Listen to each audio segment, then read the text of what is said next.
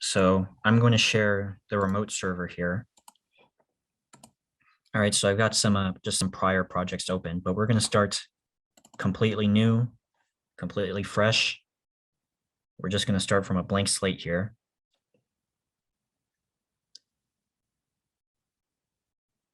All right, just waiting for this to open.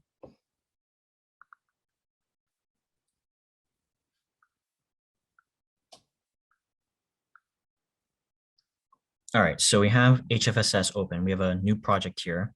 And so now we're going to go over here. We're going to create just a new HFSS project or an HFSS design. I did click on it. Here we go.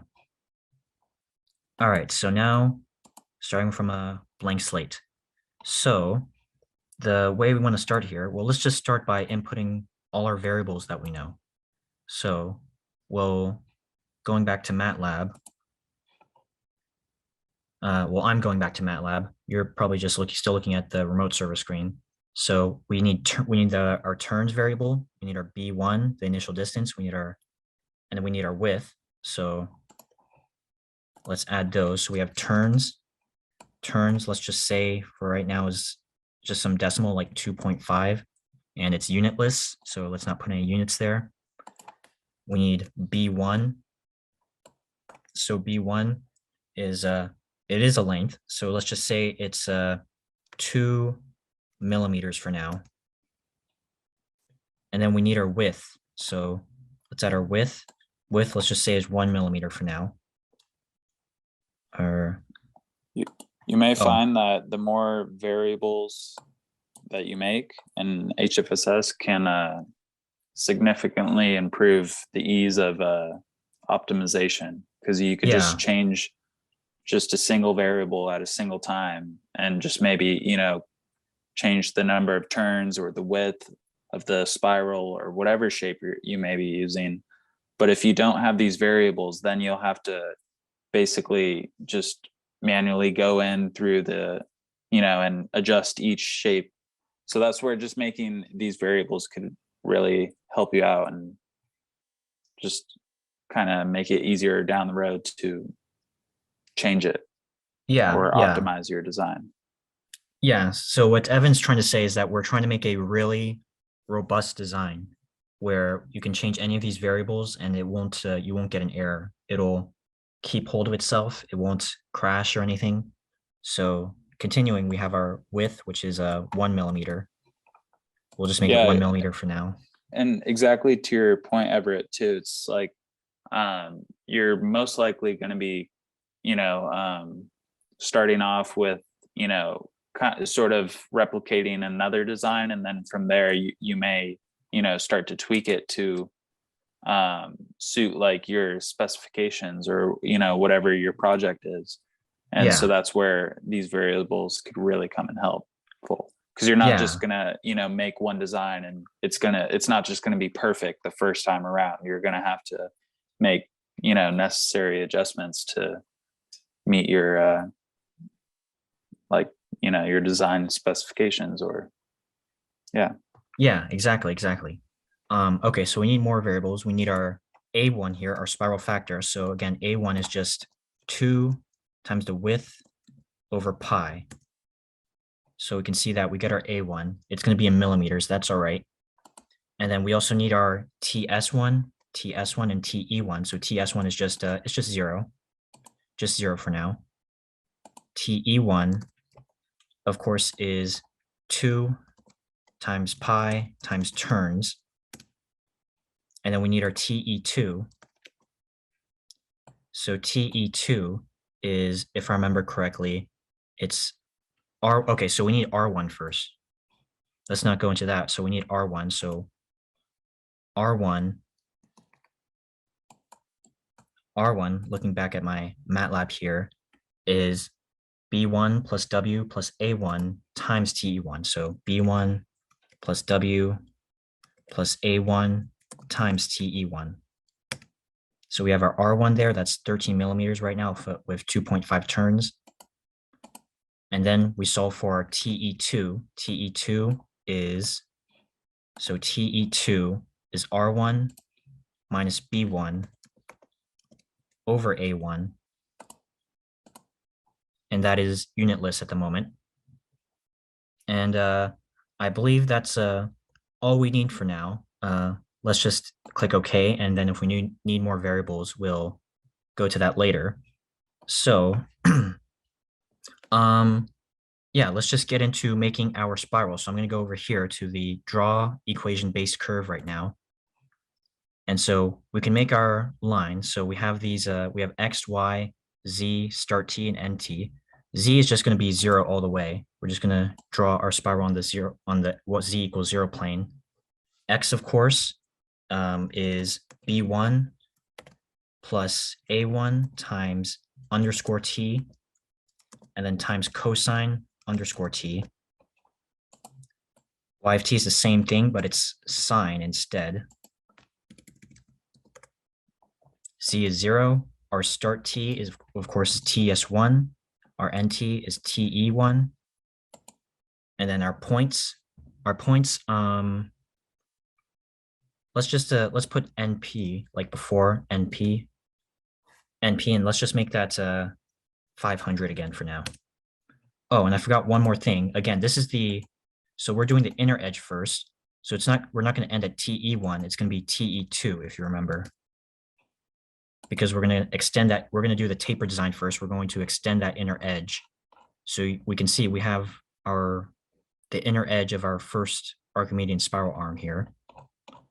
All right, so let's make the next inner edge. We can click on our create line again, and we still have our equations here. It saved it for us. So let's just make these negative here to make the inner edge of our second spiral arm, and this is supposed to be TE2.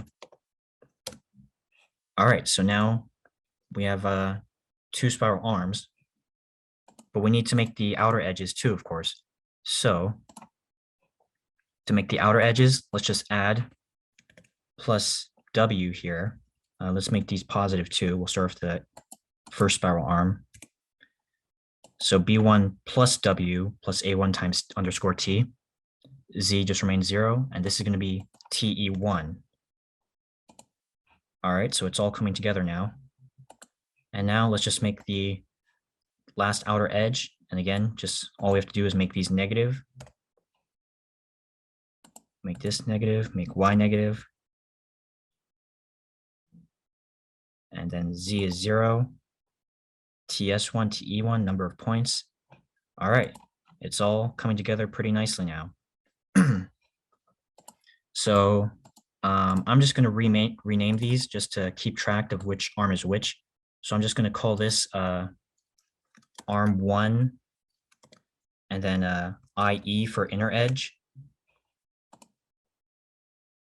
And then this is equation curve 3 is arm 1, and then OE for outer edge. And then equation curve 2 is arm 2, IE for inner edge. And then this is arm 2, OE for outer edge. It's also helpful to basically name your shapes like how he's doing right now. So then it's just easier to keep track of everything. For example, if you have, multiple materials that you're using, or multiple pieces to your design, if you just have everything labeled as triangle 1, triangle 2, it's going to be very difficult to go back and change it later because you're not going to really know what's what. Yeah. So it's just, it's really useful to just kind of label as much as you can, pretty much. Yeah. So what we're going to be doing is once we have all of our lines and our bounds, everything that says arm 1, we're going to combine, and then everything that says arm 2, we're going to combine separately. So, and I don't mean separately, like combine everything separately. I mean separately from arm 1. So, all right, I believe that's it for the arms. Let's go into the taper. We're going to just do the taper design now. So we have our R1 here, and then we have TE1 and TE2. All right, so let's just make our tapers here. We'll draw our new curves. And so let's just go here. Let's replace it with replace this with R1 times cosine underscore t. And then this is also R1 here. This is the equation for a circle. And then our start is TE1. Our endpoint is TE2. We can see it already has it right there. Let's click OK. All right, we have our nice taper here. And again, just to make the taper for the other side, we just make these negative. Those are negative here. We can see it already has it. Click OK. And we have our very nice tapered designs. So now we just need to enclose the inner bounds here. So also just so I don't forget, I'm going to rename these. This is arm one taper. And this one here is arm 2 taper.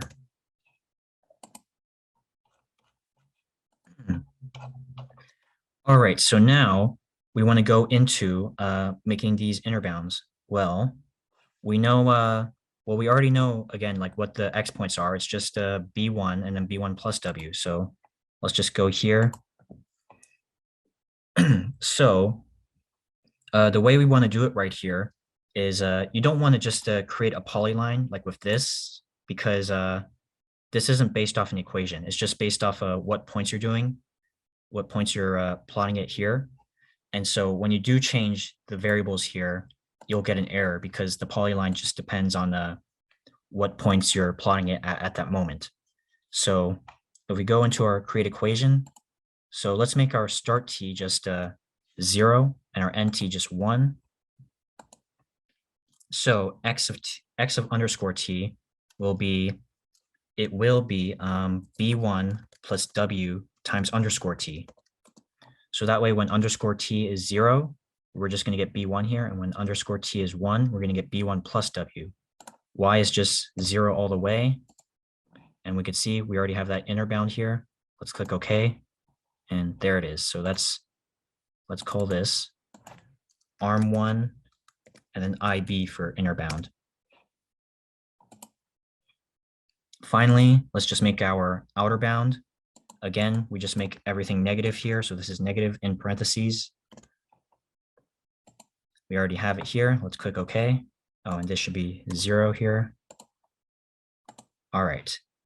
And there is everything. So this is arm2 underscore IB for inner bound. Let's click OK. I better save this project just in case something weird happens and I lose it. So this is just spiral 1 for me. All right. So now that we have all of our lines here, let's just combine all of them. So we'll take arm1 inner edge, arm1 outer edge, arm1 taper, and arm1 inner bound. Let's click unite here. We unite all of them into one line, and then we'll unite all of our arm2 stuff like that. So now we can see we just have it's all just one line. So now that we have that, let's go to arm1, we'll right click, and we go to edit, I believe. We go to edit, and then surface, and then we go to cover lines. And cover lines will, if we did it right, and arm1 is just one bounded line, then if we click cover lines, it should turn it into a plane. So we do that, and we can see it's now a pretty good plane. So we do that with arm2. We go to edit, surface, cover lines. All right, everything looks pretty good. What do you say, Evan? Yeah, that looks great. Yeah. And this is why we started in Matlab first, because it's just a lot easier to make complex shapes like this, and basically, yeah, put them into HFSS. And if you really play around with the geometry and the equations in Matlab, it really just kind of helps you think about it differently when you come to HFSS. Yeah, definitely. So now that we have that, I'm going to make arm1. I'm just going to go over here. I'm going to make R1 black, or arm1 black, and I'm going to make arm2 white, just to differentiate between the two. But yeah, because this design is, the shape is pretty complex, obviously, compared to like just a square patch. And when you're doing a square patch, you could literally just create a square like super easily in HFSS, but obviously you just can't really do that as easily with the spiral. So this is why we're basically making this tutorial, is to kind of show these steps and show basically other ways that you could look at it. Even if you are doing another design that's like really complex, if you do have the equations for it, you could put it in the Matlab first, make a bunch of variables, play around with it, see how changing one variable affects the entire shape. And then from there, you can move to HFSS and basically copy that same thing. And then Yeah. you could eventually make a 3D, model of your antenna. Yeah, exactly. So we can see here, this is a very robust design. We can go to, if we wanted to change something, like let's say we wanted to make more turns, like 3.45 turns or something like that. We want to make the initial distance bigger, let's say like 5 millimeters, or the width bigger, like let's say 1.2 millimeters. We just do that and everything holds up. It's not, we're not getting any errors. Everything is still plain. So, all right, so we have that now. Now let's focus on creating our feed in the center here. So this is not what we did in MATLAB, but we can just do it directly in HFSS here. So we want our spiral arms at this point to just go directly into the center along the x-axis here. And they're just going to meet at a voltage source in the middle here. So let's just use our rectangle tool. Let's just make one rectangle here. Actually, let me delete that like that. We're going to start with the arm one, which is the black arm here. So let's make our rectangle. We can make it any size, doesn't matter. So we want the x size of our rectangle. We want it to extend from the center all the way to the inner edge here. So that's going to be x size of B1. The y size, this is just me, but I've always just made the y size of this feed equal to the initial width, which is W, of course. So let's make that W. And then position. So the way I like to do position is I like to initially just position it at the center. So the way we initially position it at the center is the x coordinate is just going to be negative its x size, so B1, divided by 2. And then the same for the y, it's just going to be negative its y size, which is W, divided by 2. And then 0, because we're at 0. So now we have it positioned at the center. So now when we have it positioned at the center, we can see how much we need to move it over to this side. So we need to move it half of B1 in the positive x direction. So we can go here. Let's put this in parentheses. So it's just going to be plus B1 over 2. So we do that. We can see we have it where we need it. All right, so let's call this let's just call this arm1 feed. All right, so let's make another rectangle for arm2. So again, x size is going to be B1, y size is going to be W. We're going to initially position it at the center. This is so another advantage of making these variables is that however it is putting them, not like he's putting these variables also into the positioning.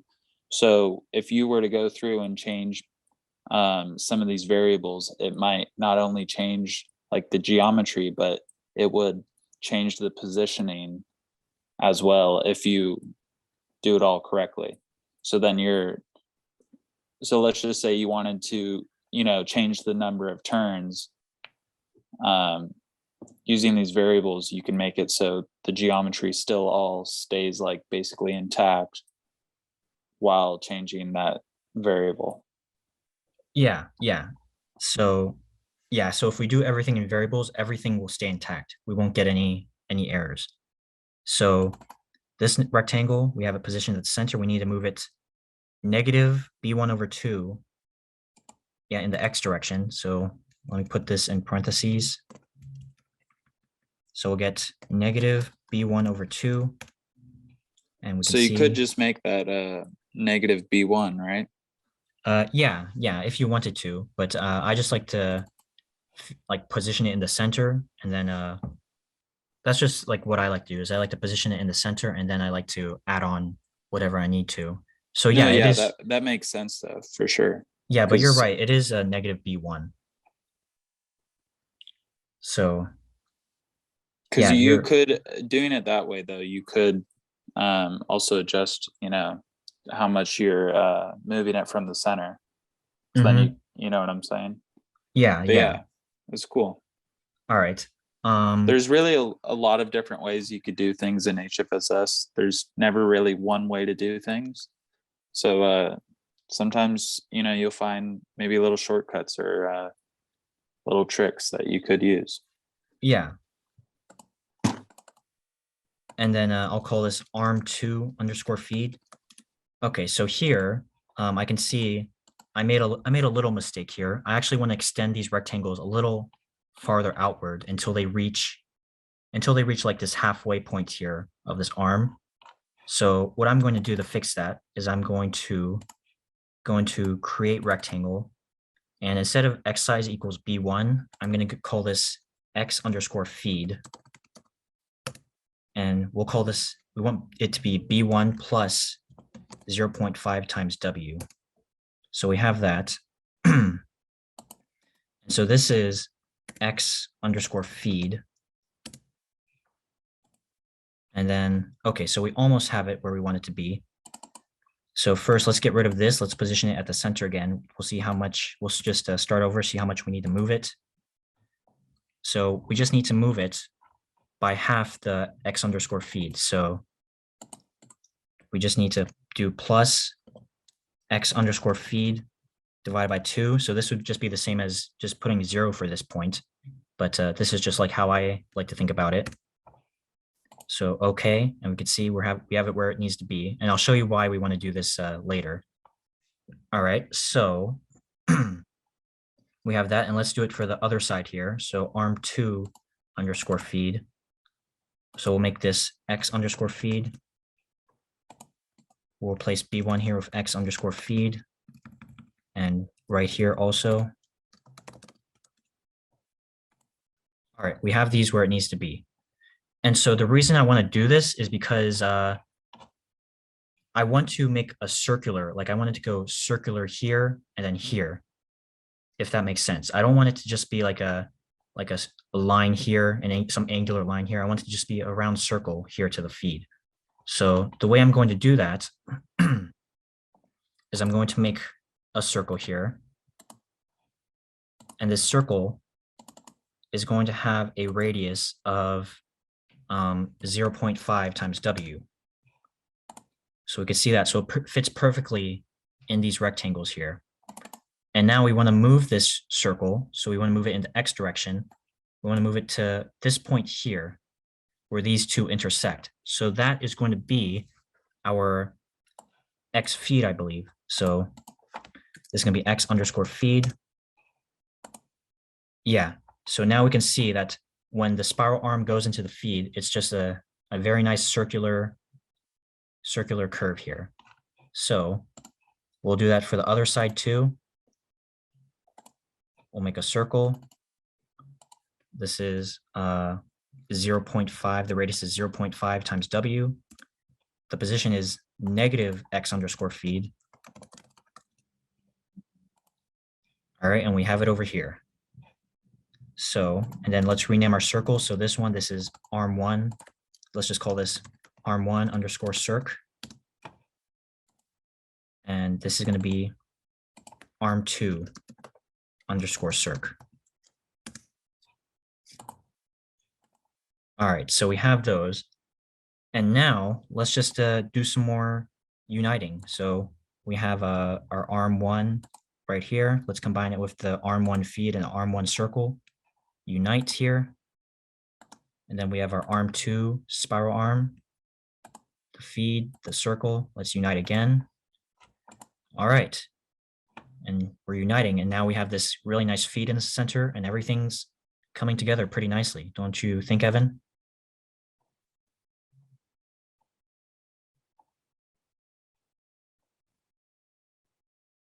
Evan, you still with me? Yes, I'm sorry. I'm having some audio troubles. It's all right. Okay. It's all right. But everything's coming together pretty nicely, don't you think? Yeah. And you don't necessarily have to do circles for those edges, right? That's just kind Yeah. of what you, was Yeah, there a that's reason why though you chose like a rounded edge though rather than like a straight edge? Was it yeah. just to kind of match Well, what happened was everything else? what happened was I got really into making everything like really like a spiral really tightly compact. So like a really small spiral factor. Okay. And when I originally had just had this like a corner, like a square corner here. And Yeah. it was that little corner that like overlapped with this spiral arm here. Okay. And so I couldn't simulate it. So Interesting. so I just made a circular curve here. And then of course there wasn't any overlap because you don't have that piece sticking out. So Okay. Because that's I wonder how it would affect the antenna if you tried to get rid of like all right angles and like sharp angles. I wonder if it would have. I'm just kind of thinking of yeah. yeah, But anyways, anyways, let's continue. It's looking yeah. really good though. Yeah. I think in any antenna design, just like curves and tapering is more preferable instead of like sharp angles, like sharp 90-degree Yeah. angles. Because like you see the other corner though across from that, right? Like the Uh, inside corners, oh yeah, the basically. insides. Like I wonder if it would help if you curved those too.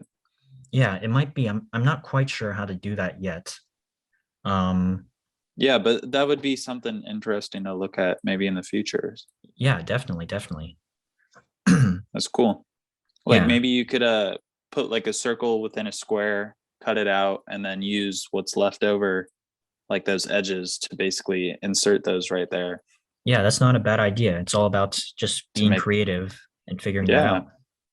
seriously, that's what's cool about HFSS is there's a lot of like kind of free range, and there's, like I said, not really one way to do everything. So if Yeah, your brain like kind of thinks of a way to do it another way and it's easier for you to think of, or you can do that. And that's why just creating variables and all these different things will just really help you kind of keep it all organized and yeah, help you modify it later. yeah. Well, that's exactly right. We just need one more thing for this design, and then we're almost ready to simulate it. We just need the source here. So I'm just gonna keep things symmetrical. I'm gonna make a rectangle, and we're actually gonna make this a square. We're gonna make it and we're gonna make it fit in these feed arms here. So it's gonna just be the lengths are just gonna be W and W, and then it's just positioned at the center. So it's gonna be negative W over 2, negative W over 2, and then 0 here. We're going to click OK. So we have our source here. I'm going to make this yellow at the moment. And then Evan will be right back. So the source is going to be, well, the source is overlapping with our spiral arms. So we don't want that. So we're just going to click on our source. And actually, we're going to click on our arms first. And then well, we're just going to highlight everything. And we're going to click subtract here. So we're going to subtract the source from our spiral arms here.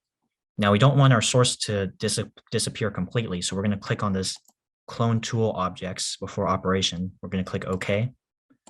And now we still have our source, but the arms aren't overlapping with the source anymore. So now we pretty much have everything we want. So if you wanted to get ready for simulation, what you have to do is you have to take your arms here you have to assign boundary and then perfect E in this case. So we'll click OK. It appears right here. This is perfect E1. Take your other arm, also assign it as a perfect E. This is perfect E2. It appears right here. And then our source here, we're just going to assign excitation. We're going to go to port and we're going to make it a lumped port. This is just your normal voltage source here. Lumped port. We're just going to use okay. So here's one big thing about HFSS is you want to go to HFSS here, go to solution type, and make sure you're using as terminal solution type. I'm not exactly sure why that is, but you just want to go with terminal. That's what you want to do. Click OK here. So when you go to source, assign excitation, go to port, lumped port. All right, so now we're making our voltage source. You need a reference, of course, when you have a voltage source. So we're just going to make our ARM2 our reference. Click OK. All right, and so now we're almost ready for simulation. You want to go into analysis, add solution setup. I'll just go to auto, and then you can give your setup a name. You can either choose higher speed, higher accuracy, or just balanced between them. And then you want to go to discrete. And then this says linear count. I like to just do a linear step and then go from, let's say, 1 gigahertz to 10 gigahertz with a step size of, if you want to do a quick simulation, just like 0.2 gigahertz step size, click OK. And now you're almost ready. You're still almost ready to simulate it. So what you also want to do, well, let's say you didn't just want your spiral. Let's say you wanted a substrate. So you would go here, you would make your substrate. Let's try and get that in the center here. Like this, like this. We'll just call this substrate. And then let's choose our material. Let's just say it's a FR4 underscore epoxy. Click OK. Let's make this blue. Create cylinder. So let's just call this R underscore sub. Let's say R underscore sub. For my case, it was 50 millimeters. So let's just put that 50 millimeters. A height. For my case, I ended up using a 1.6 millimeters, or I think it was actually 0.8 millimeters. And then number of segments, we'll just call it NS. The deal with number of segments is that HFSS cannot make a perfect circular object. So you need to specify the number of segments to make your circle. So it's HFSS is actually making a number of rectangular pieces to make up your circle. So number of segments, let's just say 200 for now. All right, and so now, actually, I forgot to specify our height. Let's call this H underscore sub. Let's make it a variable again. And let's say this is 0.8 millimeters. And let's actually make this negative H underscore sub. All right, and so now our spiral patch is sitting on top of a substrate here.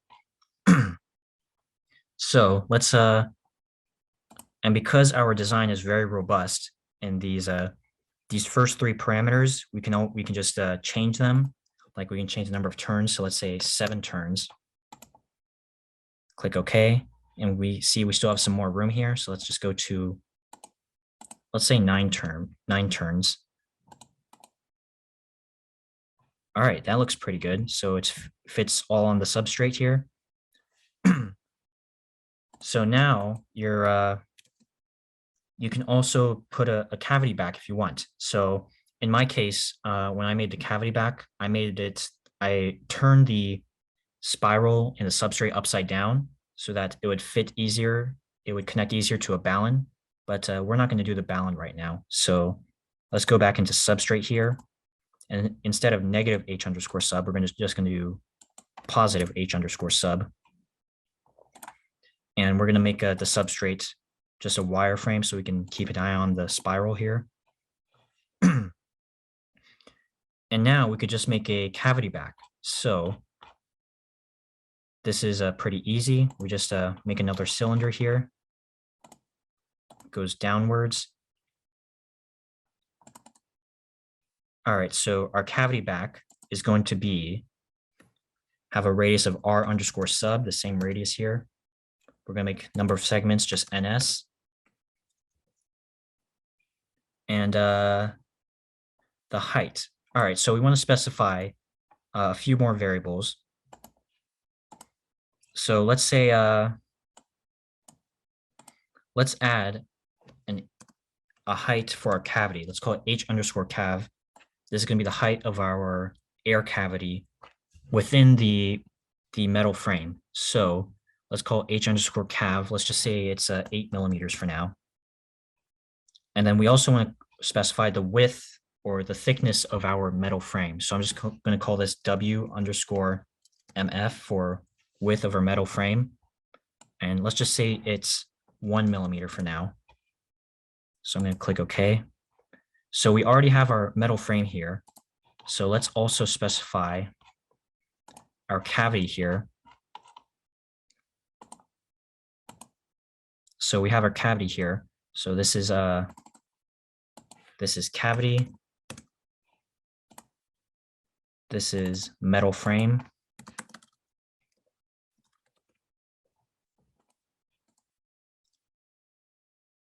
So the metal frame here is going to have a height of negative h underscore cav plus width of the metal frame. So negative 9 millimeters. The cavity, of course, is just going to have a height of negative h underscore cav and s number of segments. Radius is going, and the radius is going to be r underscore sub minus the width of the metal frame. Actually, it's going to be minus 2 times the width of the metal frame, just because of the geometry. So click OK. All right, everything is looking clean at the moment. So now let's just subtract the cavity from the metal frame. So we're going to do subtract. We're going to clone. And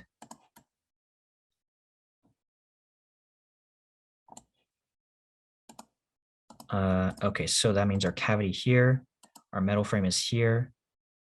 So let's just make these different colors just to differentiate. Let's make the metal frame gray, of course.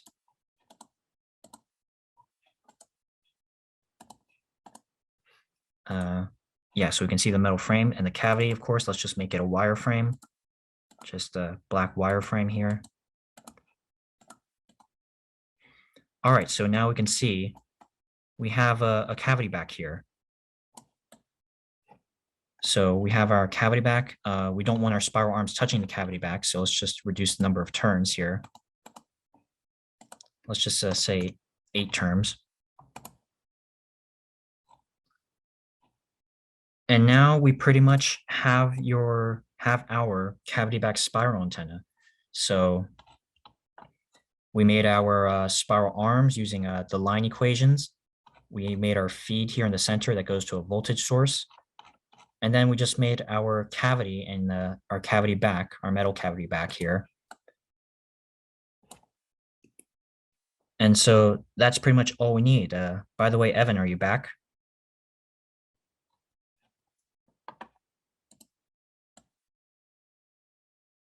No, I guess not. That's all right. So